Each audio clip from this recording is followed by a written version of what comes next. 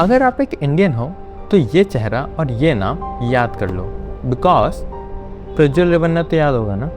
नहीं, 10 सेकंड में रिविजन करते हैं। इंडिया के former prime minister H D Deve Gowda का ग्रैंडसन, जिसे पिछले साल धरा गया था मल्टीपल औरतों के एक्यूजेशन में। उन सभी विक्टिम्स की वीडियोस इसने रिकॉर्ड की थी और वही सब लीक हो गई थी, जिसकी वजह से एक केस ओपन अप हुआ था। जब ये केस बेंगलुरु के स्पेशल कोर्ट पहुंचा तब प्रज्वल ने केस में ये कहा कि मेरी सिर्फ इतनी गलती है कि मैं पॉलिटिक्स में बहुत ज़्यादा जल्दी आगे बढ़ गया। कहने का मतलब ये कि जलते हैं ये सब मुझसे, मेरी कोई गलती नहीं है मालिक। गिवन द पॉलिटिकल इन्फ्लुएंस, मुझे लगा नहीं था कि इस केस में कोई बड़ी पनिशमेंट दी जाएगी प्रज्वल को। बट 1 अगस्त 2025 को इस केस का वर्डिक्ट आता है, जिसमें प्रज्वल को लाइफ इम्प्रिजनमेंट मिलता है, उम्र कैद की सजा। All thanks to this man, जज Santosh Bhatt. And this is not the first time he has given such decisions.